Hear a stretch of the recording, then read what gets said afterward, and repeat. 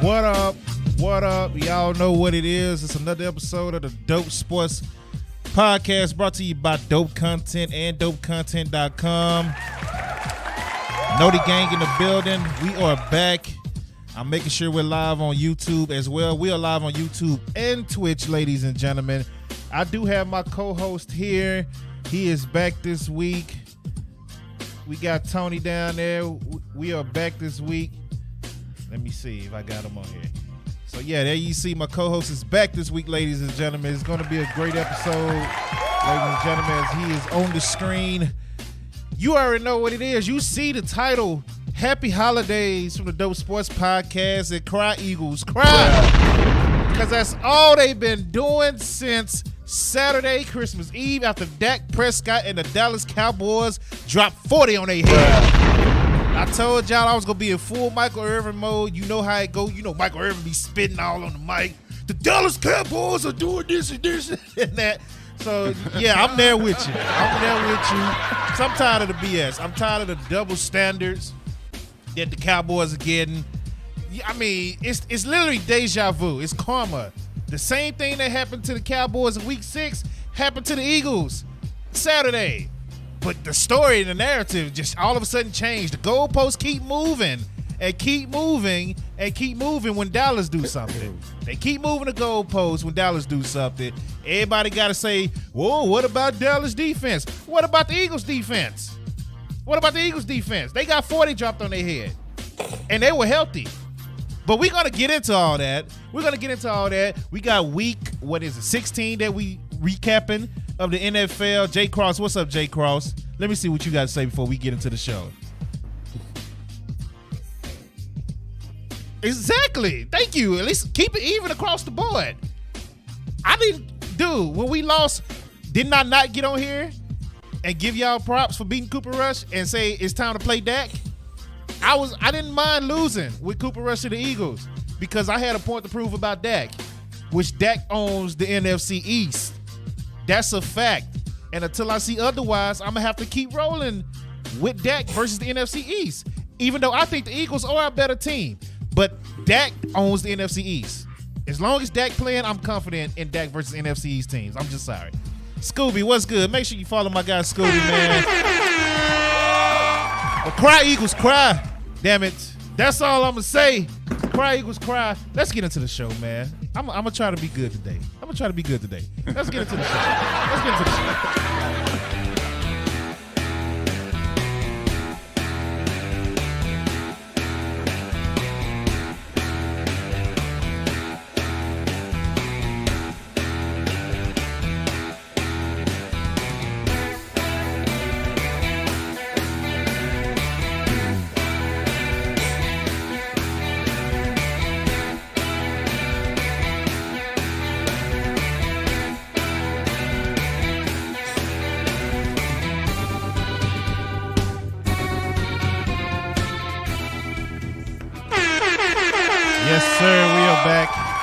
We are here. We are now officially starting the show. Y'all know what it is, man. Week 16 of the NFL went down, and it was a pretty good week. And I have to say, trash talk aside, that was a hell of a game between Dallas and Philly. Probably the game of the week, man. But it was a lot of good games this week. And I love what the NFL is doing. This has to be one of the most entertaining NFL and NCAA football seasons because right now we have over 20 teams still fighting for playoff spots right now. And we have 2 weeks left. And I think the numbers say, I think there's at least 18 to 20 teams that can still possibly get in the playoffs right now with 2 weeks left. That's crazy. We never see that. So shout out to the NFL. Shout out to NCAA. NCAA was interesting. We're going to talk about that later on as well. But Tony, how's your day going, man? I'm doing good. How about yourself? We doing good. What just happened? What just happened? What'd you do? Hold on. It was like a little delay. So here go Jay Cross. For real, the game changed with Avonte Maddox went out with the injury. Go back and watch tape. As soon as he went out, CD moved to the slot and it was a wrap. I don't care about none of that. You know why I don't care about none of that? It's because we started the game We weren't even supposed to talk about the game. Yeah, here you go. Here you go. We started the game with two. You want to? All right, let's just get into it. No. We started the game with two of our top 3 DBs out for the season. So I don't want to hear no excuses. Our starting middle linebacker did not play. Our starting D tackle did not play. One of our top edge rushers, Sam Williams, had a car wreck, did not play. F them excuses, man. I don't care about none of that. It happens. Now let's get into the rest of the NFL. There is a delay, though, that I'm noticing from your camera and the mic. For whatever reason. I don't know why. Oh, now it's back. Say something else. Cowboys suck. Well, here you go. That came in on time. Of course, that would come in on time. But yeah, Scooby, man. That's why, man. All I hear is crying. That's why the title is "Cry Equals Cry." I wasn't even gonna title that, but that's all I've been hearing. That's literally all I've been hearing. So let's get into it, man. Week 16 of the NFL. The Jags, man, stay hot. They stay hot, and they are now in the playoffs. If it started today, as they take out the Jets, who are falling off a cliff, man. That's one of my sleeper teams, but they falling off a cliff. Jags win 19-3 over the Jets. Wilson got booed the whole game, and I'm just not understanding why they're not playing Flacco. Do you have any insight on why Flacco is not getting a chance? No, not necessarily. I think they might see something in Mike White and might think maybe he's the future. Because I don't think Zach Wilson will be here after this season. I think his confidence is crushed. I don't think the team believes in him. I don't think the fans believe in him. And New York is a tough town to play in. And I don't think Zach Wilson suits up for the Jets again. I think he'll either get released or traded or something. Because I think his career is over. After Thursday night where he just sucked it up and his career booed off the field, and just not, his confidence isn't there. I mean, he's missing wide open players. He just has no confidence in himself, and I think he needs some new scenery and some new coaching, and maybe that'll help him out. But maybe they're trying to see what they got with Mike White. You know, maybe they're trying to see if maybe he could be the future for the Jets. Obviously, Joe Flacco is old and won't be in the league very much longer. But, you know, it seems like the Jets and the fans love Mike White. Yeah, but Mike White has been in the league. He's been in the league for a while, too. He started as a third string in Dallas. Yeah, but I feel like the Jets believe in the hype. You know, I was listening to the radio a couple days ago, and they're saying that some of the players are wearing like Mike White T-shirts. Why? Or something like that. Why? When Zach Wilson was playing. Imagine seeing that on the sideline. People wearing other players' shirts while you're playing. But I just feel like they believe in him, and they're going to try to see what they got with him. I just don't understand it. If you're trying to make the playoffs right now, you going back and forth between Mike White and Wilson, it just don't make sense. When Flacco was top 5 in passing yards when he started the first month of the season. Shout out to Jay Cross for the sub, man. Appreciate you, Jay Cross. That's the wrong button. What up, Scoob, on YouTube as well, man. Shout out to YouTube. Now, speaking of YouTube, real quick, this might be the last episode on Twitch of the Sports Podcast, because I'm thinking about leaving everything wrestling related and video game related for Twitch. Sports podcast, dope content podcast, and exclusive interviews will be YouTube exclusives. That's the plan for right now. Sounds smart. Sounds like the smart thing to do. I don't know if I'm gonna stick with it, but right now that's the plan. So for the time being, this will be the last episode on Twitch, but it'll still be on YouTube every week. And I got a special guest Saturday. The quarterback from South Oak Cliff, state champions, the MVP, he will be joining me Saturday to talk, man. I've been knowing him since he was a little kid, man, and he's growing up to be a dope young man. So shout out to him. But yeah, that's the plan for now. But I don't get why the Jets just won't get in the playoffs and then figure it out. in the offseason. Especially me. I think Aaron Rodgers should go to the New York next year. I said it last week. I think if I'm Aaron Rodgers and I'm trying to get out of Green Bay, if they don't make the playoffs, they starting to get hot as well. We're going to get into them.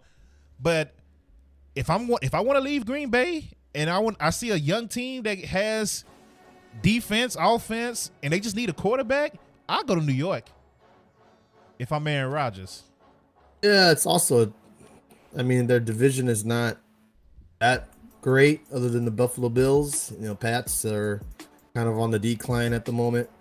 You never know with them. And actually, you know, if you think about it, that division is kind of tough. You know, you got the Dolphins, you got, you know, the Bills, of course, and then the Patriots, who are always competing. So I don't know if you're Rodgers. I think honestly, I think you got to stay with Green Bay and just hope that Green Bay brings in you some more weapons. They won't. And seems like he's getting more confidence in those receivers that he has with Watson and Dobbs, and they got something with Watson, obviously, with how he's been playing as of late. But if you're Rodgers, I don't think you want to panic and then make this bold move to New York and go into a division that's a lot tougher than the one that you currently are in.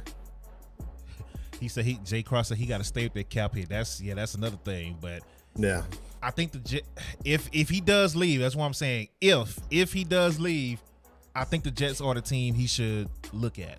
That's just me personally. I don't know. I think there's better opportunities other places. Like who? I mean, if you think about it, if you, obviously you can't just get Aaron for nothing, so you're gonna have to probably give up some stuff. So who has the most assets to give up to get Aaron Rodgers? Jets. Or maybe Miami. You know, maybe Miami trades Tua and some prospects or some picks to get Aaron Rodgers over there. You know, there's always Denver. Maybe there's some kind of craziness that happens with Denver. I don't know. I mean, I honestly don't know. I don't think Aaron Rodgers leaves. I think he ends up staying. But I think there's better. Yeah. There's better teams out there for him to possibly go to than the Jets, I think. Okay. And speaking of Denver, let me go ahead and bring this up now. Nathaniel Hackett has been fired from the Broncos after getting blown out by the Rams. That's a storyline. J.J. Watt is planning to retire after this year, so that's another storyline to get out the way. Let me make sure I didn't miss anything else. And the Los Angeles Chargers, well, we're going to get into that once we get into the scores. So let's get back into the scores. Buffalo Bills move to 12-3. They take out the Chicago Bears 35-13 in Chicago. The Saints keep their playoff hopes alive as they take out the Browns 17-10. Ugly game. It was. It definitely was. Watson, 135 yards, 1 interception, 15-31. Not a good game at all for Watson. Seahawks, they're steady losing their playoff hopes as they fall to the Chiefs, which is pretty expected. Chiefs are now 12-3. They won 24-10. Giants and Vikings played a great game. The Vikings keep escaping. They keep escaping these close games. I forgot they said some outrageous number that they've won 11. 11 1-point games or something like that. It's insane. It's ridiculous. Wow. The Vikings beat the Giants. Giants are 8-6. Vikings are 12-3. So the Giants still technically are in the playoffs right now because they are ahead of the Commanders, the Lions, and the Seahawks. With the Seahawks and the Lions both taking L's. The Lions lose to the Panthers 37-23. They fall to 7-8. Carolina keep their playoff hopes alive. And they're 6-9. The Bengals beat the Patriots 22-18. The Bengals are 11-4, and nobody is really talking about them, which is crazy. And they're the current AFC champions. They're quietly. I mean, they're nobody. Obviously, everyone's noticing the Chiefs and the Bills, and the Bengals are kind of quietly winning games, and still in the hunt to be a number 2 seed. Even a number 1 seed to see, seeing how things go this Monday night when they play the Bills. Oh yeah, never know what could happen. So I can tell you now, man. My power rankings, I'm struggling with them. I can't lie, I'm struggling this week. This is a hard week for me. Even while we're talking now, I still don't know how I'm gonna do my power rankings this week. So we'll get to it when we get to it. Absolutely. The Ravens moved to 10-5. They beat the Falcons 17-9. The Falcons are just S show right now. Mm-hmm. They are falling apart at the wrong time. You got quarterbacks quitting on the team. I mean, it's just bad in Atlanta. So they're done. Yeah, they're eliminated from playoff contention, and I wouldn't be surprised if we see a coaching change there either. Yeah. And the Ravens did secure a playoff spot. Shout out to my Ravens right there, ladies and gentlemen. Oh, I've been waiting to get to this game right here because a couple of weeks ago when we barely beat them, oh my God, you barely beat the Texans. Then what did the Texans do the next 2 weeks? They go to overtime with the Chiefs. Nobody said nothing. Nobody batted an eye. And then they take out Tennessee 19-14 in Tennessee. Tennessee is now 7-8. Texas are 2-12. I'm sorry, 2-12-1. Because I keep forgetting that tie. But nobody. The Texans don't play hard. When the Cowboys struggle with them, it's not. It's all hell breaking loose. When the Eagles struggle with them, it's nothing. When the Chiefs go to overtime with them the next week, it's nothing. They beat the Titans, it's nothing. That's what I'll be talking about. I mean, I think with the Chiefs. Here we go. You can say the same probably for the Cowboys and the Eagles too. They go in there thinking they're gonna walk in and win. You know, they're not gonna have to really work hard to win a game, and they get woken up really quick when the games are close near the end. Obviously, you saw with the Chiefs, Cowboys as well. Eagles, I mean, the game was close, but not as close as those other two games. But I think they just take them very lightly. Tennessee, it's a little bit of a different story. They don't have their starting quarterback. They got Willis out there, who's obviously not ready to play at starting quarterback. And the Titans, again, they're on the downfall. So they got the Cowboys. I think the Titans are I think not as good as we thought they were, type of deal. I know I hyped them up a lot. I just feel like things are just not falling their way, and they got a huge game Thursday against. I mean, isn't it? It's not a huge game because I know Henry's out Thursday, so it's not huge enough for him to play. The last game of the season pretty much seals the deal if they're in or out. So I mean, we'll see what happens, but I think the Titans season was over once Tannehill went out. Because Willis is not ready. They saving him for the final game. I think they did that last year as well with Henry. That's cool with Missed me. a game. As a Dallas fan, that's cool with me. We should sit some people out too, honestly. Because I know everybody, the hardcore Cowboys fans, they somehow still think we got a chance to win a division. And technically, yeah. But I don't see the Eagles losing no more games. Unless they're...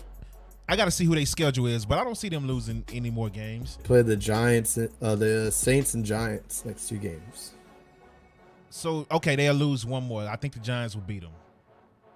So, they're playing against teams that have meaning to play. Saints needed too. That might be, but I still don't think, depends on if Hurts plays. And even if Hurts don't play. All that. Gardner Minshew can run. He's not a bad quarterback.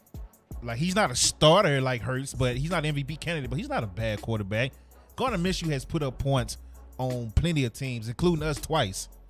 So, I mean, we'll see. That's gonna be tough. Now that you say those 2 teams, it kind of changed my opinion a little bit. But and it depends on if the Eagles rest people as well. But the Commanders, let's keep it moving. The Commanders lose to the 49ers. 49ers are 11-4 with Brock Purdy throwing for 234 yards, 2 touchdowns. Commanders are 7-7. They're still holding on to that last wild card spot right now. But it's looking pretty dangerous for them right now. Any thoughts on the 49ers Commanders game? Nah, just the 49ers look tough, man. I wouldn't want to be a team playing them in the first round. I'm telling you. And I mean, right now, if I'm predicting a winner out of the NFC, hard to not pick the Niners. The Niners are hot, clicking on both sides of the field. Their defense is the number 1 in the NFL. Losing Debo, I mean, it seems like it matters. They went in there and destroyed the Commanders. And he's coming back in the playoffs. So it's like, Ooh. Eventually, I guess Purdy will come down to earth. Something will happen to where maybe he just has a bad game. But I don't know, man. If it's gonna be tough for anybody who plays them in the playoffs, Cowboys, Eagles, whoever. It's gonna be a tough matchup. I guess it all depends on home field advantage and all that stuff. But Niners are playing really, really good football right now. What up, Rob on YouTube? Yeah, the 49ers are dangerous. That's a team I don't want to see again. We're matching up against they beat us last year, and I think they're better now than what they were last year. Oh yeah, absolutely. Absolutely. Now the question is, Jimmy G is still looking to be coming back in the playoffs. Do you play Jimmy G or do you keep rocking with Purdy? I don't know. That's a tough decision. I'm glad I'm not a coach. I think you got to go with Purdy. Purdy has been showing he's looked like the better quarterback. I think you ride with him still, and if he starts to struggle or if you feel like it's that time, then you put Garoppolo in. But why take out the hot hand right now?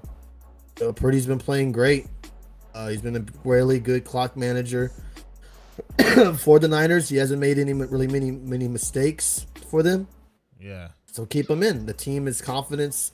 It's still high with him. It's not like they're saying, bring Garoppolo back. It's ride with him until it gets to that point to where you might need to question putting Garoppolo back in.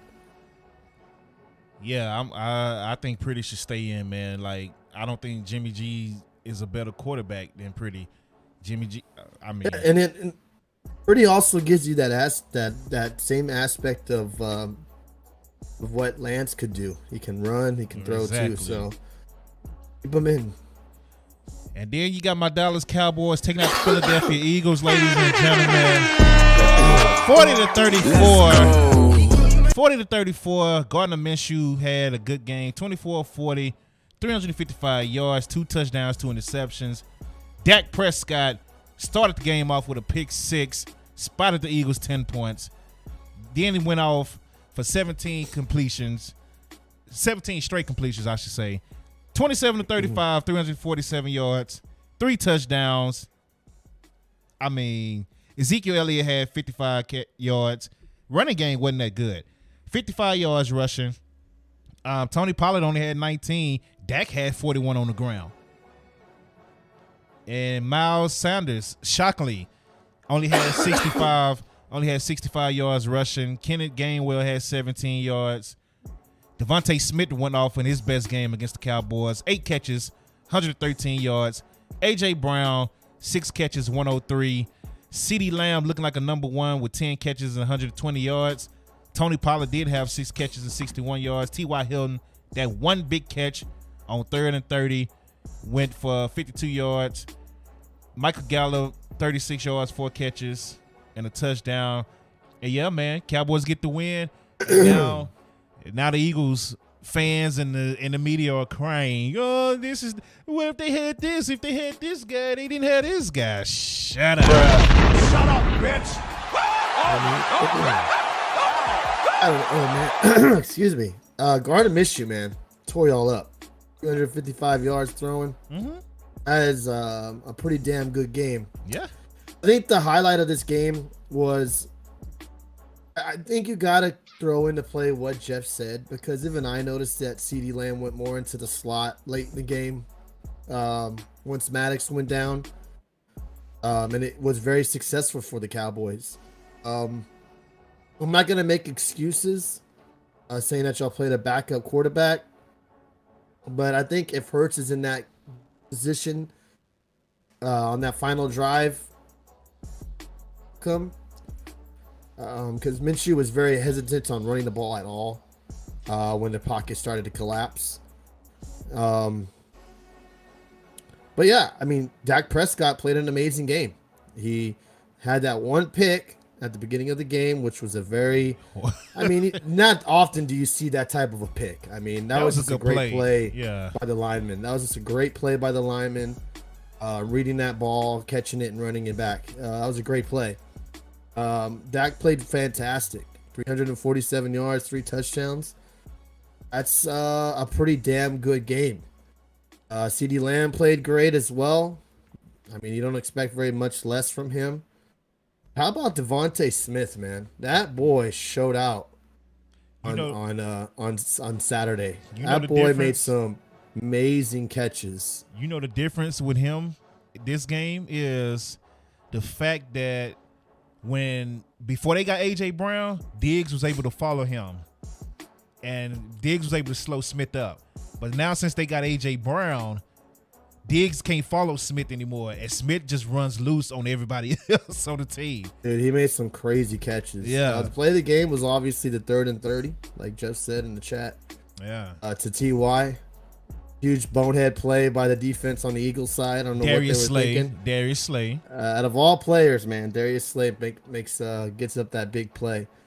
So yeah, I mean, Eagles kept it. Eagles, honestly, if you think about it, should have won that game. You know, they were up double digits twice in that game. Had control. They stomped on themselves too many times on defense. They gave up the big play on the 3rd and 30. And you had Minshew on that last possession. I mean, I think a lot of us thought maybe Minshew might do something, and they were driving downfield. It's just Minshew doesn't provide you what Hurts can do, like With the running. scramble and keep plays alive. Minshew, he can't really do that too much. And props on the Cowboys. They held them, they stopped them, and they won the game. Does it a different factor if Hurts is in there? Possibly. We don't know that for sure. Just like we don't know if the Cowboys would have won when Dak would have played over Cooper Rush. We don't know. It's all a guessing game at this point. But it was a good win for the Cowboys. I still think if you're an Eagles fan, you're happy with the performance that you had. Maybe not so much from the defense because you gave up 40 points. Yeah. But I think you're happy that with Minshew, you were still able to go out there and score 34 points. So I think you're still kind of happy with that outcome. Obviously, you want to win. But I think the Eagles' offense looked great. I mean, they still ran the ball really good on the Cowboys. And they threw the ball, obviously, really good on the Cowboys. The Cowboys, you're happy you won, but there's still things that I'm worried about. You know, that defense is very suspect. They injured right now, too. I understand that y'all are injured, but do those injuries pop in, make that much of an impact? I mean, 3 games in a row, y'all have been destroyed on defense. 2 of your top 3 corners are out for the season. I mean, I understand that. We're playing with a 5th round pick, and I believe I can't remember if Bland was. I think Bland is 6th round too. And then I understand that. I mean, I understand that, but still, you shouldn't be giving up that many yardage 3 games in a row. I mean, come on now. I mean, you got to make some defensive stops here and there. Do you trust the Cowboys to outscore opponents? That's the thing. They're going to have to. If the defense is going to play like this, Cowboys are going to have to outscore their opponents every game. They have the offense to do so. Again, you have to count on Dak not having a bonehead play here and there. And it's definitely possible. So, and you outscore the Niners. And you outscore, if you get the Eagles again. The Niners. Or can it's going to be very interesting to see what happens in the playoffs with Dallas. Y'all have a great offense, don't get me wrong. Y'all got many weapons. You got a 2-headed horse on the running game, a good tight end. Offensive line isn't bad. It's just defense is going to have to make a couple stops here and there. Jay Cross, y'all got the best offensive line in the game, and it's not even close. And again, no Jonathan Hankins, no Sam Williams. Like the Cowboys, the way the Cowboys wear offensive linemen down is by rotating, 6 to 8 guys. And they couldn't do that because 2 of your biggest guys are missing. And then Basham was cut. So that's part of the reason, they like to wear teams down. That's how they get their sacks and all that. But the pass rush has not been the same. Micah is not 100% healthy, and it's starting to show. He's not used to getting hit every play. And he said it himself, like, yeah, he's wearing down versus where he was last year when he was playing more linebacker and just blitzing on 3rd down. But it's part of the game. They going to have to suck it up. That's why I say hopefully Thursday they get to rest some people as well. Maybe they play first half and get off to a big lead and then rest second half. But But yeah, man, they're not getting pressure. I said it last week after they lost to the Jags. I said, yeah, I am worried about the defense. I'm definitely worried about the secondary. I was worried about Kellen Moore, which Kellen Moore called one of his best games Saturday up until the last 4 minutes. And then he started being stupid again. Like, it wasn't even Kellen. I'll take that back. That was Dak, because Dak ran out of bounds. Dak took a sack instead of throwing the ball away. So that last little drive was more on Dak not doing his job.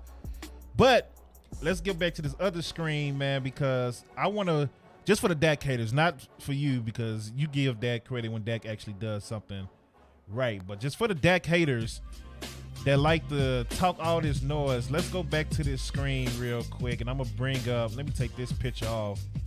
Let me bring up what Dak actually did against the Eagles. The Eagles are the top passing team in the NFL, the top defensive passing team in the NFL.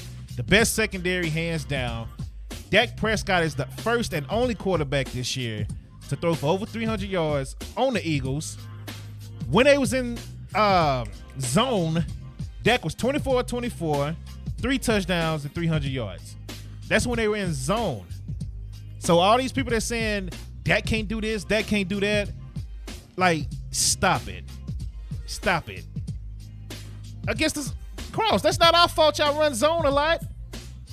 What you want him to do against the zone? See, you see how they always I like Dak. I mean, I would love Dak to be my quarterback. But you see how they always gotta move the field goal. They gotta move the post, the goal post. When I hit him, I will say this: a lot of pressure is going to be on that man in the playoffs. A lot of pressure, because if they lose in the playoffs, who's the blame going to go on? Going to go on Micah. Not going to go on. It may go someone on the coach because people don't like him. It's going to all go on, which is crazy, Dak. So, I mean, Dak has a lot of pressure going into these playoffs, and it's going to be all on him because they're going to have to. They're ride or die by Dak. Jay Cross. The defense is not really good. When did I move the post on anybody? Please give me an example. I will sit here and wait on your comment. When have I ever moved the post on anybody? When the Eagles are good, I give them credit. When the 49ers good, I tell you now, I don't want to play the 49ers in the playoffs. So tell me He's who. right, though. He does make a good point that I think you're discrediting how huge Maddox was going out. Since, you're talking about how great their pass defense is. Maddox going out. They still had their top 2 corners. Yeah, but Maddox is still a huge deal for them. You still got the 2 best corners in the game right now. I'm just saying. And a top pass rush. Like you said, Cowboys are down their 2 best pass. They're down 2 starting corners, right? Yeah. And it hurts them. It does. Imagine, and Eagles have been healthy majority of the season, and then they lose Maddox and what did it end mid-game. So, like, they had to adjust. Okay, fine. So, I mean, you got to give them a little bit of some credit there to why they had to probably play a lot more zone than they did. Okay, fine. Could. Dak had 3 touchdowns. 2 of those touchdowns came on Darius Slay. The other one came on Bradbury. So, what's the excuse on that one? He had a great game. There's no excuses. I think there's reasons. I don't think it's an excuse laughing at how he was 24 for 24 against the zone, because zone is not hard to pick apart if you're a really good quarterback. I mean, let's be real here. But people say he's not a good quarterback. That's the point. And those are just Dak haters. Like, there's nothing you can say or do that is going to convince someone to like Dak. He's going to have to go out there and win a Super Bowl. I don't even think if he won a Super Bowl, people will still give this man credit. There's people that just don't like Dak. And there's nothing you or I or anyone as a Cowboys fan can do about it. It's just straight up facts. I'd rather them just say that. That's I'm trying to get people to say that. And again, Dak owns NFCs. This is the only reason that I picked them to win. Even before I found out Hurts, I've been picking the Cowboys to beat them in December since week 6. But this is the reason, is because Dak is 27-6 against NFC East. Like, I don't get what it is about him in NFC East, but he plays better. You know who don't like Dak? It's the Tony Romo lovers. Those are the ones that They need don't to get like over Dak. it. They need to get over it. Because they feel like Dak stole Tony Romo's starting position. He was done. And they feel like Dak was some type of conspiracy behind it. It's true. If you ask all the Dak haters who their favorite quarterback is, they're gonna say it was Romo. And that Dak stole his position from him. And they trust me. It's because something about Dak and what he said about Dak, and Dak said something about Romo when he was injured. It's the truth. It's the Romo lovers. You're obviously you're a Romo fan, but you don't hold a grudge against Dak for taking over his starting role. A lot of people do. Yeah, those type of people. We're not even gonna get into those because the majority of them are racists. Yeah, there you go. I already know. I'll let you say it. I already know, man. I'm not dumb. But yeah, and look at this Eagles post. Now, this don't represent all Eagles fans. Let's be clear on that. But I've seen a lot of this from Eagles fans on social media. And you lose a game and then you take personal shots. This is why, even though I respect Eagles players, and sometimes I really do be wanting to cheer for the Eagles because I like Jalen Hurts. I loved Michael Vick when he was with y'all. I was a huge fan of Deshaun Jackson when he played for y'all. I'm a A.J. Brown fan and Devontae Smith. But I just can't cheer for the Eagles because these are the people that I see online on social media. Just scrolling. I don't even follow this guy. I saw it scrolling just because the hashtag was Eagles Cowboys.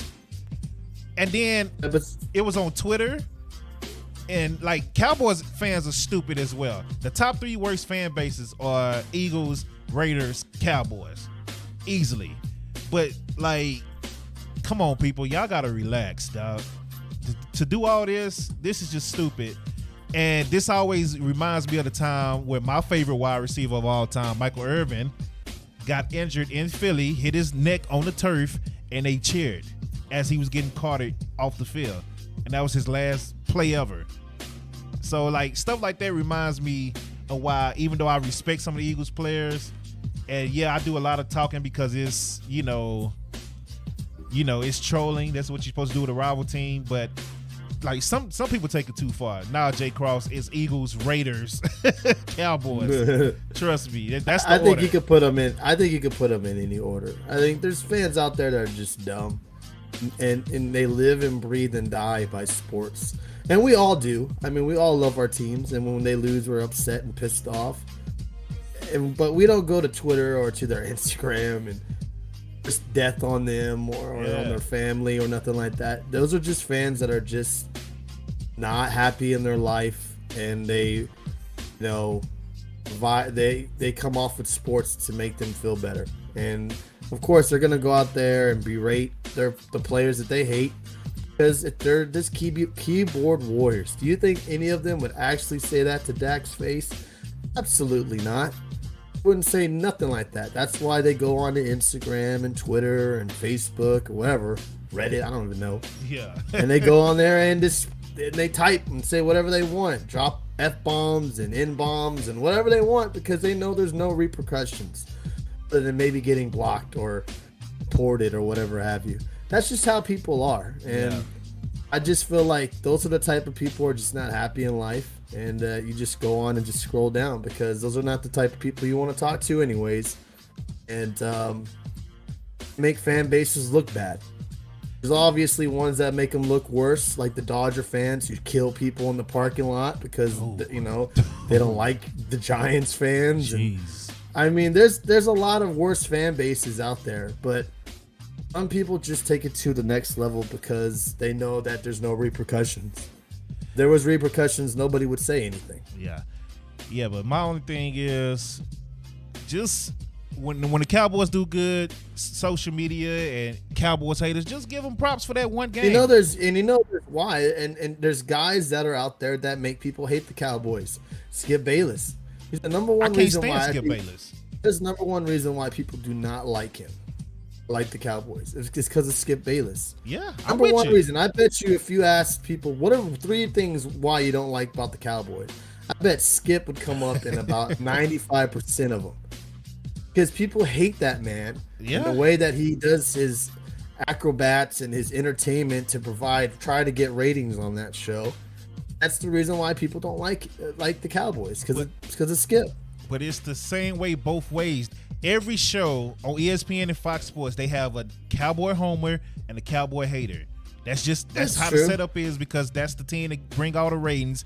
They start every show with it. No matter who's played, no matter who did what, they start every show with the Cowboys. No, I don't watch Undisputed a lot. I see highlights more than I see the actual show, because I do follow Shannon Sharp. Yeah. And Shannon Sharp is to me as a Brady hater. Like, man won't give Rick Brady any type of credit. But I don't see that Shannon's a hater of the Cowboys. I think he tries to bring Skip down to earth. Stephen A. Smith, yeah, he's a hater. Yeah, He does that shit to ruffle the Cowboys' feathers. After y'all lose, he does that little laughing shit on the video. Yeah. Stuff like that. That's to ruffle your feathers so y'all tune in the next day. He knows what he's doing. I don't find Shannon as a hater. I feel like he's more of he's tried to put Skip down to earth a little bit. He's more That's his us. job, yeah, to get on Skip, because Skip is a homer. That's his job, is to troll Skip. I got Ray on YouTube talking about, yeah, Dak is a good he's good when he's coming from behind. What does that have to do with anything? He won the game. What does that have to do with anything? I'm not sure what that means. It don't mean nothing. People just like to say stupid stuff about Dak. I mean, wouldn't you want a quarterback that can bring you back from when you're down? I mean, yeah, he's an okay quarterback when he has to come back. Okay. I don't know what that means, but all right, fair enough. It's just, man, whatever, man. People they kill me. That's true. What Caleb says in the chat, it's hard to not be a Brady hater when you got Skip sitting across from you. True, and that's how people become haters of the Cowboys. If you're a valid watcher of that show, of course. Yeah, Skip made me not like Brady too, and I respect Brady. But Skip just goes over the top, and that's when he disrespects Shannon Sharp the most, is when they talking about Brady. But yeah, man, all I ever ask is for Cowboys haters and Cowboys fans, just keep it even across the board. That's all I ask. If the Cowboys lose, talk about them losing, because I'm gonna be there talking with you. If they win a game, give them props for what they did. If Dak has a bad game, talk about it. If he has a good game, give him props. That's all I'm asking. Don't stop moving the goalposts with everybody. When it comes to Dallas, like, come on, bruh. Just keep it across the board and stop watching these shows, these fake scripted shows. These are the WWE versions of sports. That's all it is. It's scripted. But that's all I'm asking. Keep that same energy across the board with everybody. That's all. Let's get back into the rest of the league, man. Because I'm going to say that, and they still not going to keep the same energy. So it's wasting time. The Raiders lose to the Steelers. The Steelers are now 7-8. Still has a chance to make the playoffs. Raiders are falling out. They are 6-9. The Raiders are pathetic. And that's what they get for that stupid fan that was in that Patriots fan face the other week. And then they turn around and lose to Pittsburgh. While he was yeah, go ahead. Ups on God, what's his name? The guy that Kraft, bringing in that fan in and giving him sweet tickets and sitting next to him during the game. That's class act right there. Exactly. Raiders, man, talk about a team that is going to be making a lot of moves in the offseason. Obviously, they're not going to get rid of McDaniels. Josh Jacobs gone. I think, and you got Jacobs as a free agent as well. I don't see them bringing back David Carr or David Carr wanting to come back. No, he loves Devontae Adams, and what do you do, man? Ooh. I just feel like it's time for Carr to move on and try to find a better team to go to, or a better system, or a better fit. But I don't think Carr will be a Raider next year. Ooh, should Aaron Rodgers look into the Raiders next year? I mean, that's a possibility, but again, like, the cap hit will just suck them dry and will not be a smart decision by Green Bay. Bruh. I know they just re-signed him, but I just don't feel like unless the relationship gets fixed, which is obviously can happen. I think McDaniels and Carr just don't see eye to eye with each other, and a lot of drama in that locker room. And I feel like some things will need to change, and if they lose Jacobs, man, goodness gracious, what are they going to do with that? So did you see his locker room interview after the game? did not. I don't even know what they asked him, but it started out with him just like, I'm sick of this ass. I'm sick of this ass. We work our butts off every day just to get this BS. Like, I'm done. I'm tired. Like, he's I don't think he's coming back at all because he's just fed up, man. So, but yeah, the Raiders, that's shout out to Push Play, I guess. That's his team. Keeping it moving. The Dolphins moved to 7-8 after beating. I'm sorry, the Packers moved to 7-8 after beating the Dolphins 26-20. Dolphins are 8-7. They have lost multiple games in a row. Packers have won multiple games in a row. Tua is in concussion protocol again. Apparently, this happened in the second quarter, and he still played the second half with a concussion. What are they not seeing in Miami? I saw that. I saw the highlight of that, and that probably might have led to those many picks that he threw, because some of them were really bad. Yeah. No, man, I know a lot of people are saying that they should probably sit him out for the rest of the year. Yes. And you might need to do that at this point. I don't see how you let him play another game with 3 concussions in 1 year. I think that's just playing with someone's health at that point. Tua, again, you need to stop these guys from hurting themselves sometimes, and I know Tua's going to want to play, and I can't blame him because he has that heart and soul, but sometimes you got to protect these guys from themselves, and I think you should sit them out the next 2 games, regardless if you make the playoffs or not, and that's it. I think you got to question some of what the Dolphins got going on over there. How do you not know that he has a concussion? Unless he's really good at hiding it. This is like the second time they didn't know, or they you know what I'm saying, they BS'd it around. Right. So I don't understand how you let that happen, and it happened so early in the game as well.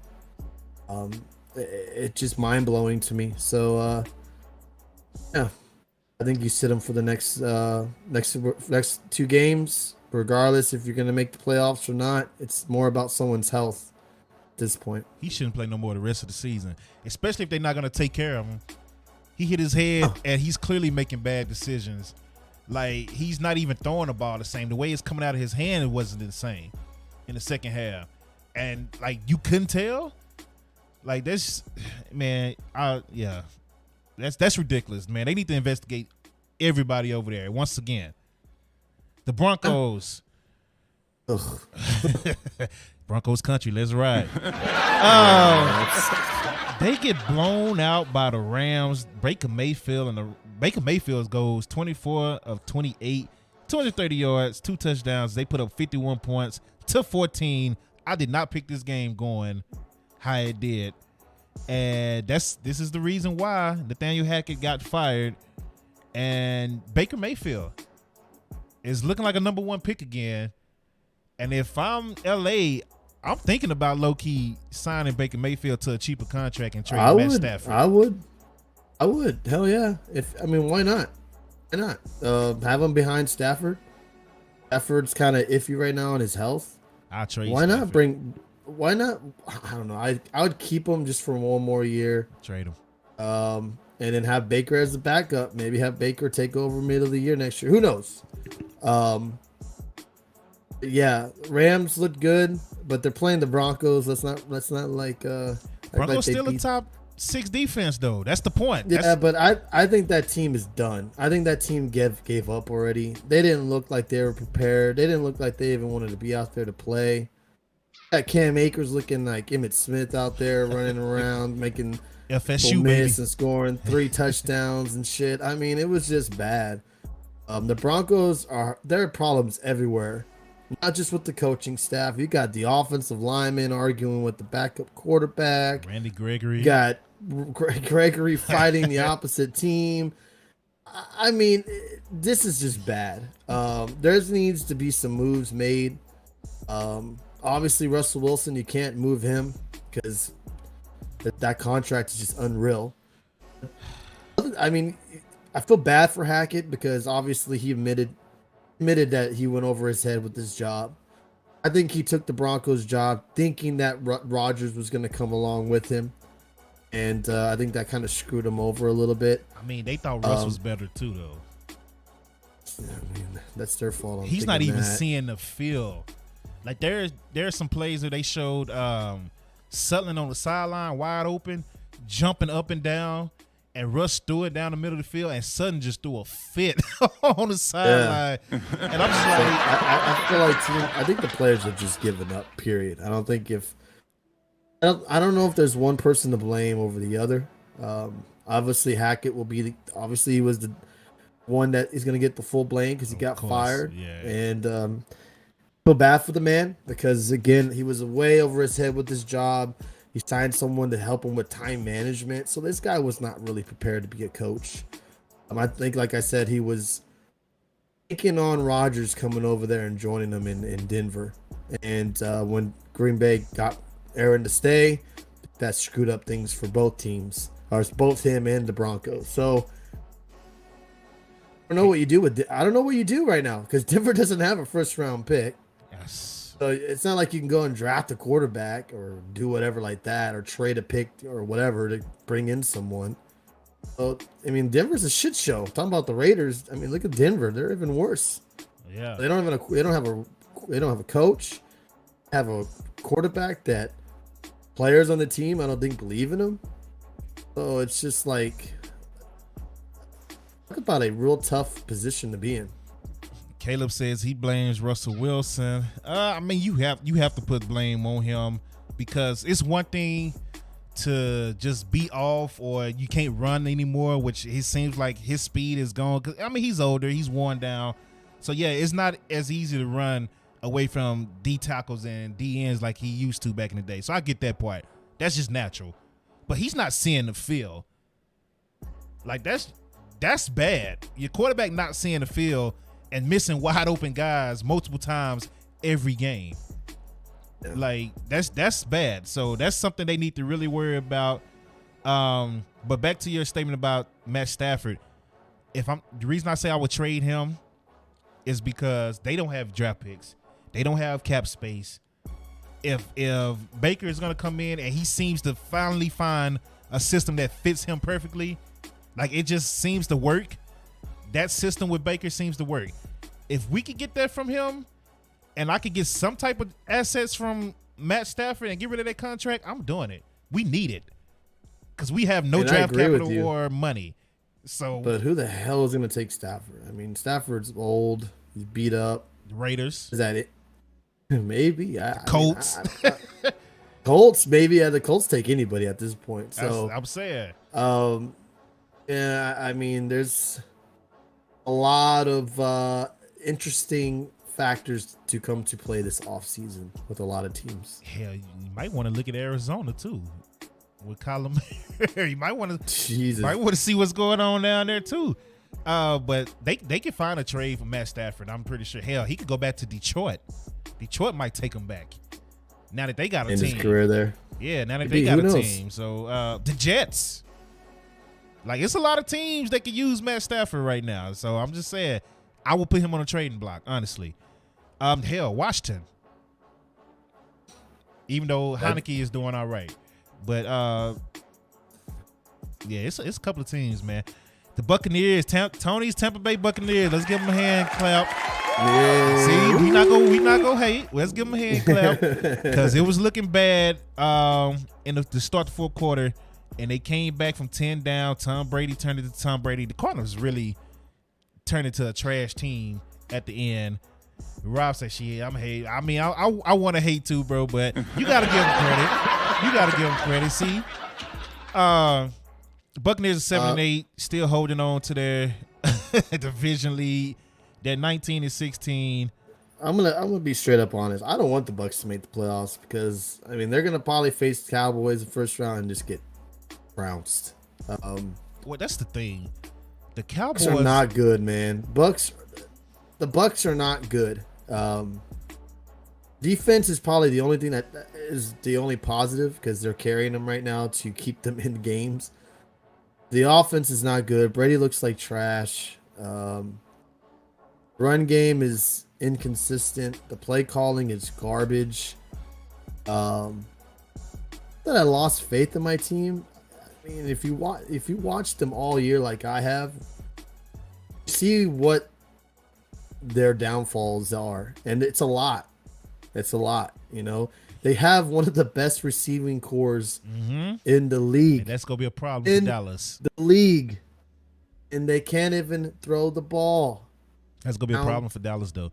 They are a bad matchup versus Dallas when Dallas is healthy. We've seen it. Week 1 last year, week 1 this year. They are a bad matchup. So now we have Dak, and I think the defense of Tampa Bay has fallen off since week 1, of course, but we're going to have to outscore Tampa if they match up in the playoffs because we're not going to stop them. We're not going to stop their receivers. Brady's going to turn back the clock against Dallas when they play. And that's the one thing that worries me, especially with the DBs we have now. Like, yeah, it's a bad matchup. Even though they're not, they're not the same team, but they match up against us. It's a bad matchup. It's just not a good matchup. And that's what it is in the NFL. It's all about matchups, who you match up with. So I don't want to play Tampa. I think we'll beat them just by outscoring them, but Brady is going to put up 300 yards, in my opinion. I don't know, man. The Bucs aren't playing very well. The best they've looked was on a drive against the Saints, or that second half against the Saints. I don't know, man. That Seahawks game that played, which was not even here in America. So I don't know. Yeah. We'll see what happens. Next week's a huge game. They win, they're in. Type of deal. So it's a huge game next week, and if they don't show up for that fucking game, then they don't deserve to be in the playoffs. You know, it was a big time game on Sunday against the Cards as well. This is even a bigger game because if they win this game, they win the division. So, I don't know if they don't show up for this game against Carolina. Ooh, that running game. Then I don't know what else to say. We'll see what happens. Good win though. Good win against the Cards. Yeah. Jay Cross said Washington is going to bench Heineke for Wentz. They're idiots if they do that. And if they get put out the playoffs, the coach should be fired. That's all I'm going to say. So okay. All right. Is Heineke struggling? I don't know. I didn't really pay attention to that game. I didn't watch the game, but I mean, that's stupid if they do that. That's all I'm going to say. Wentz was trash. He's washed. He's done. I'm not worried about Sam Darnold at all, Caleb. More worried about that running game getting on fire. And their passing game is what killed us last game. So the Bucs just need to play their defense that they're good at, and that's stopping the run. And then we're getting healthier on defense now. We got some people back in that secondary at the right time. We're still down Shaq Barrett for the season, so that kind of hurts. But we'll see what happens. I forgot he was out. Yeah, Carolina by 17. It kind of changed my stance a little bit on. But the last game was last night. Chargers secured a playoff spot. Finally, thank you, Chargers, for finally securing a spot so I can say thank you. It's one of the teams I picked to make the playoffs, and every time I pick them, they let me down. But they finally made the playoffs. So shout out to Chargers, man. They're 9-6. They win 20-3 over the Colts. Colts 4-10. Jeff Saturday's probably done after this season, most likely. Possibly. Think they give him another chance? I don't know. I wouldn't. I mean, there's gonna probably be better coaches out there than Jeff Saturday. Yeah. I keep him on the staff like you did as a. I don't know what you keep him as a scout or whatever have you. Yeah. But I definitely keep him around. But yeah, you don't keep him as a coach. Colts. I mean, Nick Foles was garbage. Only reason why I was pulling for the Colts right now because I had a guy that I needed to win. I needed to win to get into my fantasy championship, and thank God he came through. But yeah. Nick Foles looked like garbage last night. Happy for the Chargers because they seem like a team that always plays good and they never end up making the playoffs. So I'm happy for them. I hope they do good in the playoffs as well. I hope they perform well. They seem to be getting healthy, so Yeah, and I mean they got again the Chargers, man. They are stacked at pretty much every option. They got two really good wide receivers. They got a good tight end. Everett, he's all right. Eckler. yeah. Then you got, of course, Herbert. And then you got that defense. And you're going to get Bosa back. You got Khalil Mack. I know he's not who he once was, but damn. You got hard-hitting Duran James. I mean, you got a good Florida team State there. Just shockingly, they don't play it as good as they should, coaching. And that hit yesterday by Duran James was wild. Laid him out, and it wasn't helmet to helmet, but they ejected him anyway. Just because it had a loud sound to it, and they called targeting, but it wasn't helmet to helmet. He led with his shoulder and clearly hit him with his shoulder. But I don't know. I think during the game was just hitting hard, man. I mean, I think a play or two before then, like ripped Pittman's helmet off. Got unsportsmanlike conduct. Yeah. I mean, that Duran was just hyped for that game for whatever reason. I guess because of the playoffs aspect to it. He was just all over the field lighting people up. And I think he should have got ejected. Probably not. But that hit was pretty dirty. That was a pretty dirty hit. He an all-pro safety who is used to winning. Like, he's won championships in college at Florida State. And he gets to the league, got this talented team, and can't make the playoffs. So he knew last night was if they win, they're in. Oh, he was turning it up. He was ready. He was sick of not making. Well, he was playoffs. on a different dial last night, of course. But I do think that was a dirty hit because he could have hit him in many different ways. I mean, he could have grabbed him. Come on. I look. I'm not here to see NFL turn into flag football or anything like that. Don't get me wrong. That's what it's about to be. I think that was a slight dirty hit. That's just me. Got two guys running full speed towards the ball. Like, it's liable to happen sometimes. Like, yeah, it's gonna happen. But it doesn't happen more, to be honest with you. Oh, because they starting to like let up. Like that sack that Dak almost got hit, where he was getting held at the bottom, and I don't know who that was, the corner that came at him, and he kind of like just pushed him instead of actually tackle him, and Dak ended up throwing the ball, getting the first down. That's because, you know what I'm saying, they scared to hit the quarterbacks because they don't want a flag. So that's the only reason Dak was able to get that off. So shout out to Dak for being smart enough to realize that. But it happened to Micah Parsons too last week. He touched the quarterback, and he thought the quarterback threw the ball. He turned around and let him go. Next thing you know, the quarterback was free. So, but let's get into these power rankings. All right.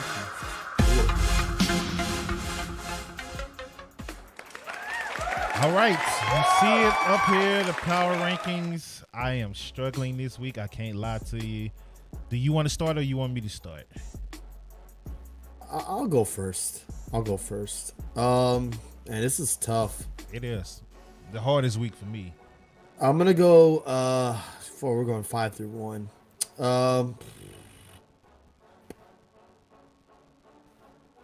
Okay, I'm gonna have to leave the Vikings out.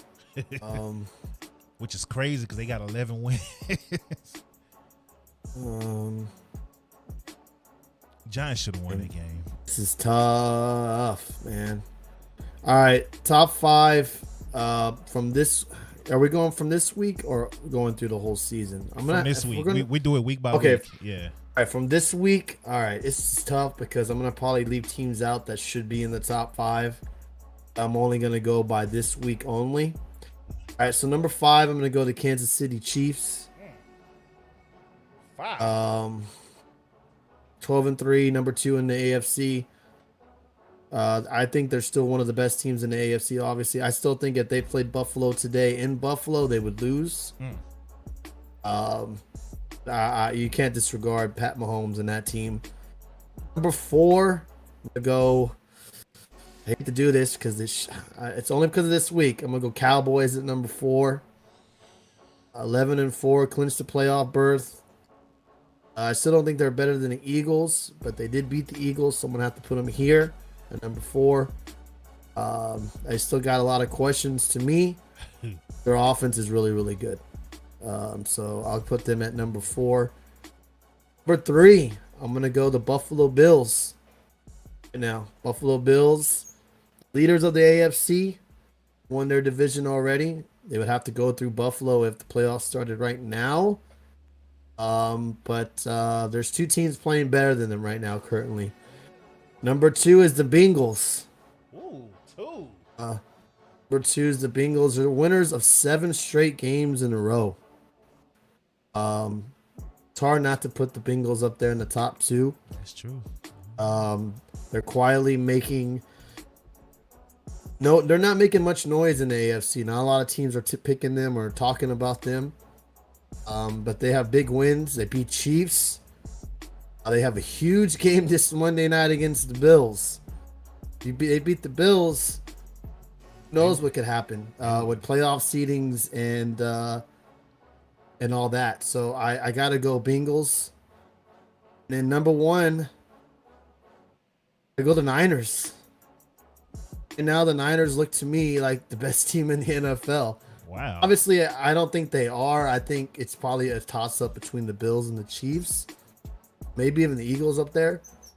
I mean, the Niners have won 8 games in a row. 7-1 at home. They're 5-0 in their division. 9-2 in their conference. I mean, they look unbeatable at this point. So they can just slide anyone at quarterback, and they're still like they don't lose. Don't lose anything. It's like, oh well, we could just still win games with whoever. Exactly. Debo and all of them. It just don't matter. No, they lost Debo and they still go out there and just destroy teams against, like, the Commanders are not some top tier team, but they got a pretty solid defense and they got Chase Young back when they played them. So right now, I think if any team in the NFC probably don't want to face the Niners. Nope. One of the they're clicking on both sides of the field. Their defense is top notch. I feel like it's just tough. We're going by week, Kyle. So if it was overall the overall NFL season, Eagles would be in the top 5. Man, shout out to Kyle King, man. Shout out to Lost for the sub as well. Appreciate y'all. Probably should have put the Chiefs. Let's go. But that's all right. It'll do. Let's see. I just feel like the Niners are the hottest team right now in the NFL. Let's see, I was struggling with this week, and I had the Eagles in the top 5. But since y'all coming in with this noise, I might just take them out just to troll y'all. But the Eagles are, again, we're going by the whole season. The Eagles are the one of the top 5 teams in the NFL. Absolutely. Yeah, we do it week by week though. Every week that's why it changed every week, because we go off of last week who you think the top 5 teams are based off the previous week. So here's are the Chiefs 5, Cowboys 4, Bills 2, Bengals. I'm sorry, Chiefs 5, Cowboys 4, Bills 3, Bengals 2, 49ers 1. That's Tony Power rankings. Dark, if you don't get up out of here with this BS, I'll tell you this right now. If you want me to predict, as of now, I still think the NFC Championship will be the Niners Eagles. Oh hell no! Depending on how matchups align and stuff like that, I still think it'll be Eagles and Niners at the end of the day. Now, be for real now, Kyle. Stop that now. Be for real now. We got to talk about J.J. Watt too. No, I mentioned him retiring early in the show. But I wanted to ask you about something. But go ahead and do your top 5, and we'll talk J.J. Watt. All right, this is the toughest week for me, man. Let me see. Excuse me if y'all hear all that bumping. My bad. I gotta turn this so I can get up here. Ooh, this is tough. I'm gonna take the Bengals at 5. Even though they are super hot right now, I'm gonna take them at 5. because I still got the 49ers being ahead of the Bengals. So I got the 49ers number 4. Wow. That defense is just crazy, man. If the Bengals played the 49ers right now, I think San Francisco will win. I agree. Number 3. Don't do it. Don't you do it. I already have a feeling what you're Nah, going to do. I can tell you don't now. do I it. can tell you now they're not number 1. Jay Cross. Okay. Okay. I mean, I guess the only reason I'm gonna put them here is because they just lost to Dallas. So I'll just go ahead and put the Eagles number 3. Back up a notch. They still lost. And then I give Dallas the edge right now just because they recently beat them and they put up 40 points against that defense. And then number 1, they've been number 1 for most of the year for me. I got the Chiefs. I still think the Chiefs are the best NFL team in the league. I just think the Chiefs are the best team in the league. Rob, you quit this capping about these Saints, what they gonna do to the Eagles. Y'all better win. You talking about it. But yeah, this is tough. I know I'm leaving out the Bills, but I think if the Bills play the Bengals, I think the Bengals will win. I think the Eagles can beat the Bills right now. Disrespecting the Bills, man. I've been disrespecting them all year now that I think about it. Yeah. I'm not a believer. I can't lie to you. I'm not a Bills believer. I just see a lot of flaws. Then with what's his name being hurt now for the season? What's the guy now? I can't think his name right now. What's the pass rusher? Miller. Yeah, Von Miller being out. I'm just not a believer, man. Josh Allen throw a lot of interceptions too, just like Dak. That's so.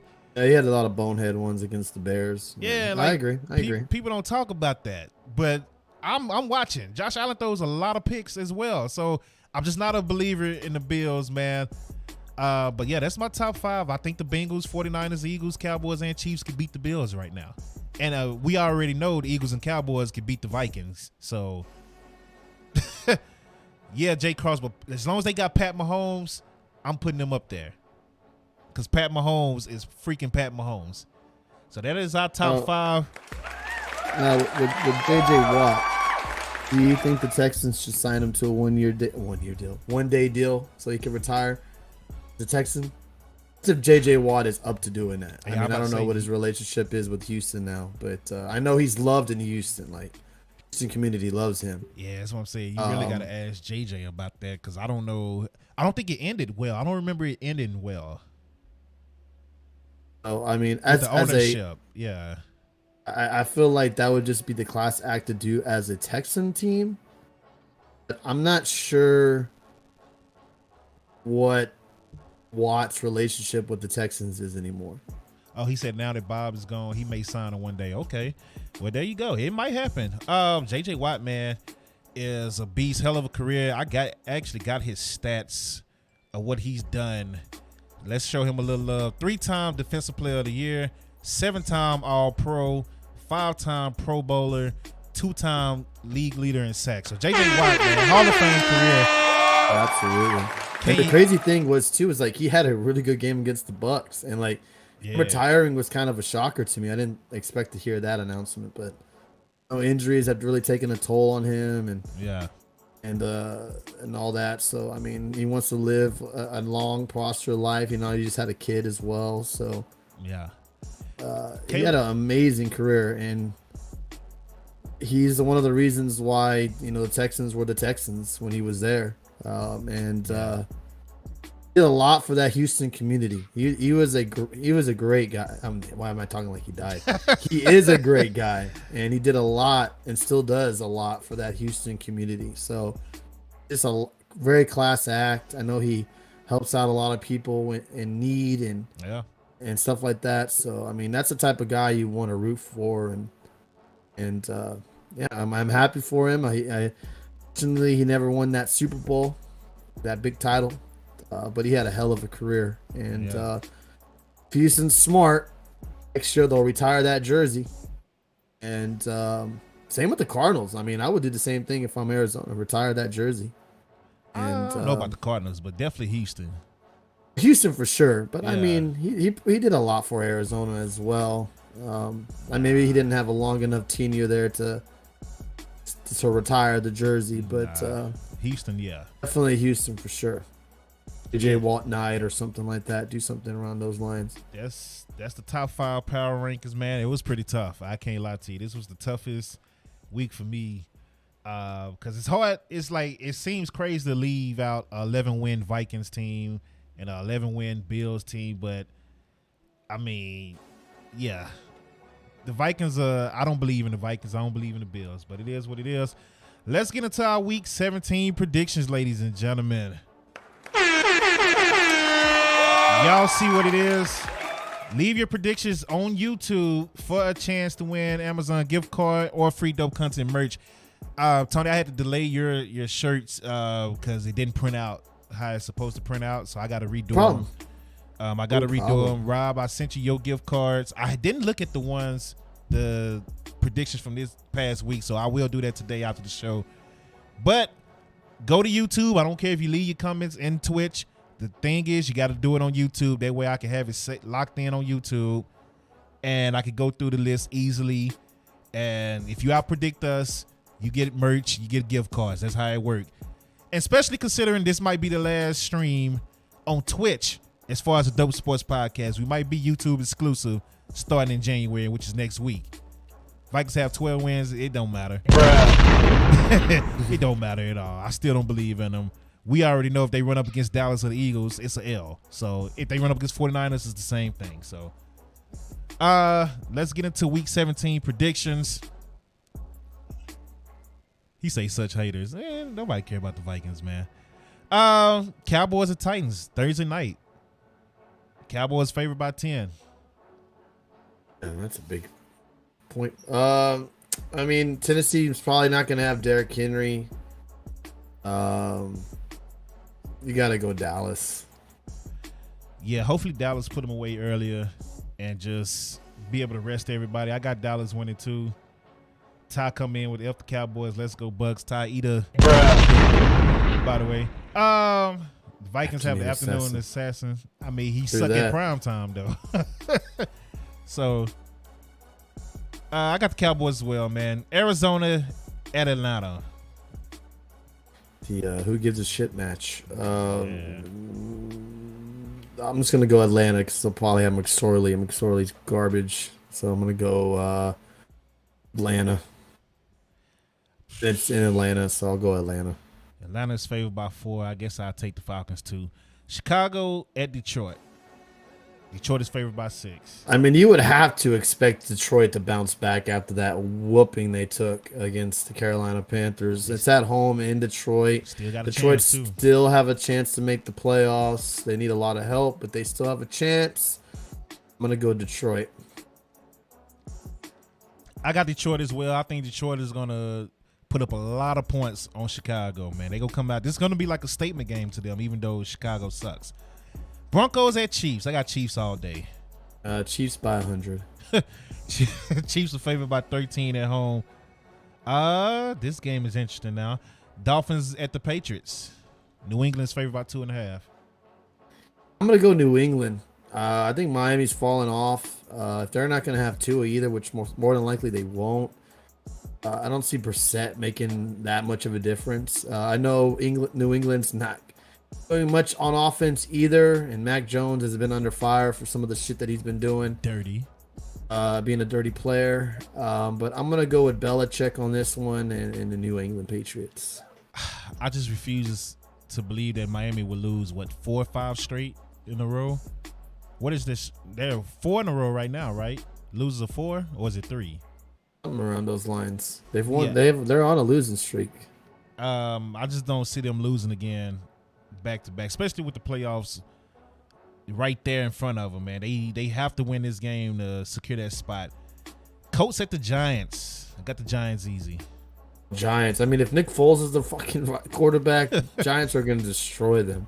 Super Bowl MVP, man. Nick Foles looked like crap last night. My goodness gracious. I'm going to go the Giants. Still, like I said, like we've been saying, the Giants still are in the playoffs. They need to win this game. Yeah. So I'm going New York. Rob said the Colts. What? Saints at the Eagles. I know who Rob picking. Eagles. I don't see the New Orleans Saints winning this game. Their defense is good in New Orleans, but I mean, if Philly has a Jalen Hurts back and they're playing like they did against the Cowboys, there's no way New Orleans is gonna stop them. Their offense is not as great as the Cowboys are, so I feel like they're not gonna give up 40 points against the Saints. Yeah, no. I don't think Hurts is going to play. I don't think they're going to play Hurts again until playoffs. Even if he is like ready to play, I still don't think he's going to play unless they lose this game, and then next week they're trying to hold on to that number 1 seed so they can have home field advantage. I don't think he plays no more this season until the playoffs. Okay. Eagles are favored by 7. Like, I'm so up and down with Gardner Minshew because Gardner could come out and ball out like he did against us, and then he could turn around and have an absolute trash game. Yeah, so absolutely. And the Saints, like you said, their defense is starting to get healthy now. Their defense is, and they need this game. I'm gonna go. I'm struggling. I'll go with the upset. I need an upset pick of the week, I guess. So the Saints gonna be my upset pick of the week, since I need one. But I'm not too confident in that. But I'll pick the Saints. Carolina at Tampa Bay. Tampa is favored by 3. This is a huge game for Tampa. They win the division. They lose, it goes down to week 18 against the Falcons. I'm going to believe in Tampa that they step up and win this game against Carolina. Get revenge earlier in the season when Carolina just trounced them, and come up and ready to play for this huge game. Am I confident? Absolutely not. Will I be surprised if they lost? Absolutely not. But I'm going to go Tampa. I think Tampa beats Carolina and secures a spot in the playoffs. I'm going to take Carolina. I think it's going to be a lot of drama in that last week of NFL because of this. I'm going to take Carolina because Carolina did beat them earlier in the year, and Tampa didn't look good at all against Carolina in their first game. No. That's probably their worst game of the season, honestly. Yeah. Yeah, I'll take Carolina. Cleveland at Washington. I got Washington. I'll go Cleveland. Even though Washington is playing, according to Jay Cross, is playing Wentz. I'm going to laugh if they lose. If Wentz play and they lose, that's stupid. They better not play Wentz. That's all I'm going to say. Jags at Texans. I got the Jags. I'm going to go my upset pick here. I'm going to go Houston. Okay. 49ers at the Raiders. I got the 49ers. Niners. Oh, this is a huge game for both teams. Jets at the Seahawks. Both teams are 7-8. Yeah, both teams need this win, especially Seattle, because they've been falling off. It's tough, man. It's in Seattle too. Jets actually favored by 2.5. Really? Yeah. I'm gonna go Jets, man. I think the Jets win. Jets are one of my sleeper teams to start off the year to make the playoffs. I gotta stick with them. They making me look bad right now, but I gotta stick with them. I can't switch up. I'm not Skip. I'm not Shannon and them. I gotta stick with them. I got the Jets winning. Vikings at the Packers. Important game for both. Yeah, Minnesota wants to keep on winning. They try to get a shot at the number 1 seed, and then you got Green Bay trying to make the playoffs. I still think Minnesota wins. I hope you're right. What time is it? 3:25? 3:25 game. Yeah, with that being said, I'm going to take the Vikings as well, even though Green Bay is favored by 3 points. I mean, you're going to have to really count on Green Bay's defense to make those stops. I mean, good luck. Yeah, Justin Jefferson is on another level right now. Rams at the Chargers. Battle of the LA teams. Got Chargers. Got the Chargers as well. This game has been flexed to Sunday night. Steelers at the Ravens. I'm going to go Pittsburgh, man. I don't put it past them. Ravens already clinched their spot. Pittsburgh needed more. I don't know if Lamar is back. I guess I got to pick either way because I don't know if Lamar is back or not. I want to pick the Ravens and be the homer. Let me see. Do anybody know if Lamar is back? Let me find the game cast, see if I can. I haven't heard anything about Lamar returning yet. Right now, I guess they got him questionable. He's questionable. Marcus Peters. Again, why play him? Yeah, if you already got a playoff spot, why play them in? That's true. I'll take Pittsburgh. I hate to do that, but I got Pittsburgh over the Ravens. Even though, yeah. You know what? No. Because the Ravens at home in a night game, they normally win. No matter what's going on. I'm going to take the Ravens. I'm switching it back to the Ravens. Even if Lamar doesn't play. Because that Ravens defense at night, at home, is a different breed. So, I'll take the Ravens. Then you got the Bills and the Bengals in Cincinnati. Buffalo's favorite by 1. Huge matchup, man, for both teams. I got Cincinnati. I've been a believer in the Bills all year, so I'm going to continue with the Bills. I'm going to go Bills win. They beat the Cincinnati Bengals and in that winning streak they got going on over there. All right, I'll take Cincinnati on that. That's the Week 17 predictions, ladies and gentlemen. Once again, leave your comments on YouTube, even if you left them here on Twitch, for it to count for a chance for merch. And if you're not following Dope Content on YouTube, I need you to do so ASAP because you might not see this podcast again on Twitch because we're trying to build YouTube. We might just leave all the wrestling content and all the video games on Twitch, sports and everything else, and special interviews and all that will be on YouTube. That's the goal for 2023, and this is the last week of 2022. So just make sure you follow Dope Content on YouTube now. Let's get into the top 4. Just let's see if anything changed for us as far as the NCAA playoff rankings, as we have Georgia taking on Ohio State this weekend and Michigan taking on TCU. We kind of already gave our predictions a couple of weeks ago, but let's just see if anything changed on our ends. Do you have anything different in these two games? I still think it's Georgia, Michigan. And then 1 and 2 versus off against each other. And you still got Georgia winning it all? Yeah, still got Georgia winning it all. I think. Go ahead. I was just saying. I just hope they're good games. I hope neither one is a blowout. I just hope they're just really good games. I have no dog in the fight, so if Ohio State or TCU wins, good for them. I just want a good game. That's all I want. Is just a really competitive, down to the wire, good games from both of them. I don't care who wins. Honestly, I don't. Hope one team wins over the other. I just want to see some good football. Yeah, I still got Georgia beating Ohio State. Michigan versus TCU. I really want to be biased towards TCU after having Jamoy Hodge and Josh Newman on the show. I just think Michigan has too much firepower. But if TCU win, I will absolutely love it if they beat Michigan. And I still got Georgia winning it all. SEC is going to come out with the championship. That's just what it is. SEC is a different breed. So Georgia's gonna win the national championship. At this point, it's hard to pick against Georgia until you actually see them lose. They've just been dominating. I don't think they've been really. I don't even know if they've been really tested this whole season. But we'll see what happens when they play Ohio State. Ohio State is again a good team. Fast. They got a good quarterback as well. So it's not like Georgia's facing, a cupcake team.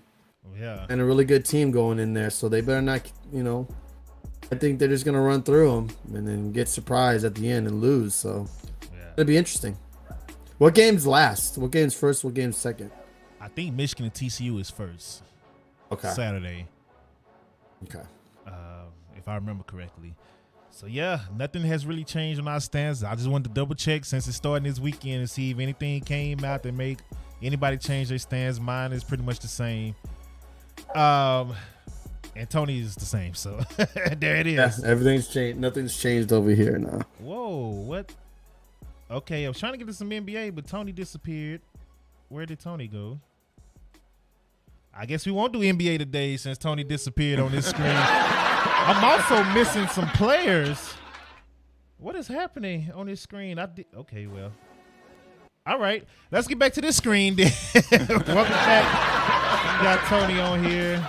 There goes that. Yeah. Yeah. Only thing I was going to do in the NBA was just give you a quick update on the standings. So, NBA, we got Boston in the East, number 1, 24-10. The Bucks number 2, 22-11. Nobody is talking about this. Everybody was talking trash when they was losing. But Brooklyn Nets are number 3 in the East.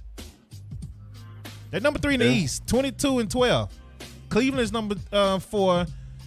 Philly is number 5. Hey, Jay Cross, you come set the stream up if you want to. you come do it and see if you don't have issues. Philadelphia is number 5. New York is number 6. Shout out to Jalen Brunson out there balling. He's looking like an all-star in New York, and the Mavericks let him go, but whatever. I'm not even going to rant on that right now. Atlanta Hawks 17-16. Trae Young, they not looking too good right now. With Trae Young, he might look for a trade sometime during the offseason. The Pacers at number 8. Which is wild, man. It's wild to hear that Trae Young might ask for a trade after getting DeJounte Murray over there and all that. It's crazy. Wild. So, hey, Atlanta, go ahead and let Collins come on to Dallas, man. That's all I'm going to say. Miami is 17-17, number 9. Toronto's number 10, 15-18. The Bulls just fell off the map. Yeah. They got Zach LaVine maybe being talked in trading. Yeah, hey, go ahead and bring him to Dallas too, man. We need him. And then the West is just crazy because the top team in the West has 21 wins, and they all like 4 games apart, 3-4 games apart. Denver is 21-11, number 1. New Orleans is 21-12. The Grizzlies are 20-12. Clippers 20-15. Phoenix 19-15. The Sacramento Kings, number 6, 17-14. Wow. Dallas Mavericks 18-16. This is just ridiculous. Portland is 18-16. Utah, who was number 1 for like the first month, they are number 9 now. Yeah, how things have changed since then. Yeah, that's why I wasn't into that hype. I knew they wouldn't finna do nothing. They 19-17, and Golden State 16-18. And then you got the Lakers 13-20. Minnesota, who thought Minnesota would be this bad? 16-18. Really, dude, after the trade with getting what's his name? Gobert. Yeah. Gobert. Why am I having a brain fart over his name? He ain't that important. You know, and then they had such a successful season last year too, as well. You think, oh, they get Gobert, they're gonna be, they're gonna take them up another notch. But no, man, that hasn't done it for them at all. And you have Lakers struggling, which I don't think is much of a surprise. Right. And the Lakers are getting old, and the chemistry with LeBron and Russell Westbrook is just not there. There's nights when they look great, but there's most nights when they don't look like they should be on the same team. And you got Golden State, no Curry, so they're struggling, but they'll be there at the end of the year. And Memphis, of course, are the talk of the town right now. Memphis, Denver, New Orleans, all those teams are the talk of the town right now. But yeah, AD's also injured as well. He stays injured, bruh. This is not a shocker again. Dude. It's just West is very, very interesting because there's a lot of teams that you thought would be up top or not, and they're at the bottom. Yeah. But hey, Spurs keep on taking. Spurs keep losing games. I don't care how many games you lose, just keep on losing. And your Mavs, man, they're not looking too shabby either. They destroyed the Lakers, but they're not looking at like a top 5 team in the NBA like you thought you were gonna see this year. Yeah, JaVale McGee has been a complete bust. Was not expecting him to be this bad. Maxi Kleber out for the season. Dorian Finney-Smith has been hurt for the last couple of weeks. But even when they was all playing, it wasn't looking well. Jason Kidd refused to play Christian Wood. He's just now starting to play Christian Wood how he should, giving him minutes in the fourth quarter. I don't know why it took him so long to do that. They're starting to shoot a little better now. Tim Hardaway is starting to get his rhythm. What's his name? Reggie Bullock is who I want to trade desperately. I want to trade him, Dwight Powell. Like, just get rid of him. Spencer Dinwiddie is up and down. And my thing with the Mavericks, them overachieving last year messed up the original plans that they had. Because when they traded Porzingis for Dinwiddie and all them, the reason they got on the radio and said the reason they made that trade was to have easier contracts to move for this trade season. Because you know that Porzingis trade was hard to move by itself. But Spencer and all them would be easier to move. And it's like, okay, we won the West Conference. We went to the West Conference Finals. Let's let Jalen Brunson go all of a sudden. We don't need Jalen Brunson. We got Spencer Dinwiddie. That's all of that changed. You know, because they overachieved. So they need to get back focused on the original goal or why you traded for Spencer Dinwiddie and Bertans and all them. So they losing Brunson has been huge for you guys, man. Like, really losing him as y'all lost a lot of offense from him, a lot of spark to bench with him, and it sucks that I don't think he was gonna resign with the Mavs anyways. I think he wanted to go to New York. His dad is out there. Yeah, so it's just kind of shocking to see. I won't say the Dallas have fallen a lot, but they have. But again, the season is so long. They were the same around this time last year, so that's the only reason I'm not panicking right now. Because this time last year, we haven't even hit the All-Star game yet. So I mean, we got a ways to go, and a lot of possible moves that could happen between now and the playoffs. So got a lot of time left. So yeah, the Mavericks also revealed the Dirk Nowitzki statue. So shout out to them for that. Oh yeah, that looks nice. I saw that. But yeah, the NBA is just it's all over the place right now in the Western Conference, man. Eastern Conference is going to be between Boston and Milwaukee. Well, Cleveland and Brooklyn too. Those are dangerous teams to look out for. But the West is all over the place. It's hard to predict the West right now. East, I mean, Milwaukee and Celtics look like teams to beat over there. Maybe the Nets will show us that they need to be and belong in those tops. But right now, I think it's Milwaukee and Boston. Right now, the West is kind of you just pick and choose who you think is the number one team right now. Right. And Boston, man, they are dangerous because they are still young, dude. Tatum and Brown, you talking about 24, 25-year-olds still. Yeah. It's just crazy. It's crazy, but great show today, man. Shout out to everybody that came through. Absolutely. On Twitch, on YouTube. Again, you might not see this back Tuesday on Twitch. It might be YouTube exclusive, most likely. Just letting y'all know. I've said it a couple of times. If y'all miss it, don't hit me up to my, hey man, where's the podcast? It was on YouTube. It was there. But Tony, you got anything you want to shout out before we get off? No, not really. We'll have our watch party tomorrow for Dynamite. So if you guys want to hang out and watch some wrestling with us, be live tomorrow night. But till then, we will see you guys next Tuesday. Yes, sir. And the Twitch name is Get the Tables, ladies and gentlemen. So make sure you follow that. If you're a big wrestling fan. Jay Cross said Ron Rivera said he has not made a decision. The decision should be play Taylor. Like, look at how McLaurin is playing since Taylor has taken over versus how he was playing with Wentz. I'm just saying. That's all I'm gonna say. But hey, Washington, that's not my problem. That's not my problem. So that's between them. I did not watch Raw, Rob. I was actually rushing home thinking, and I forgot that it wasn't a live show.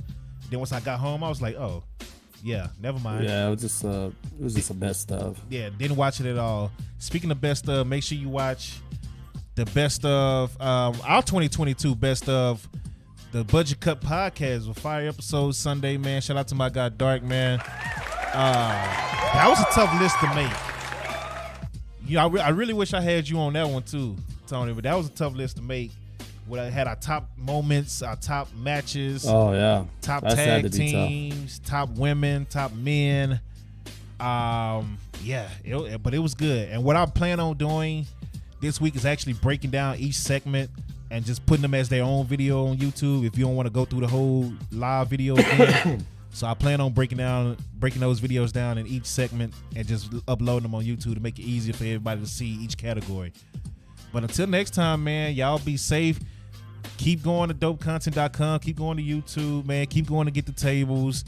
And just keep showing love, man. We steady trying to grow. 2022 ended pretty nicely. 2023 is going to be up there. It's going to be major. So much love to y'all. Shout out to y'all. And we out, man. Have a great day, man. Let's go.